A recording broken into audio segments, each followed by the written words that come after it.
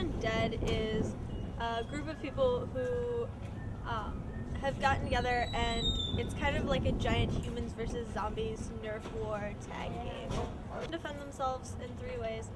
Well, technically 4 ways. By running away, by shooting with a Nerf blaster, by throwing socks, and throwing marshmallows.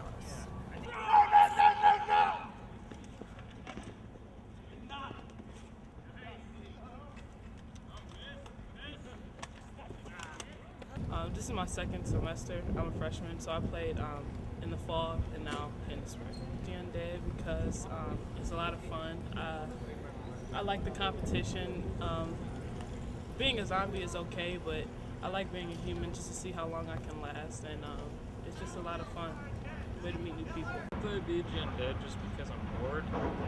There's nothing really to do on campus in between classes, so why not?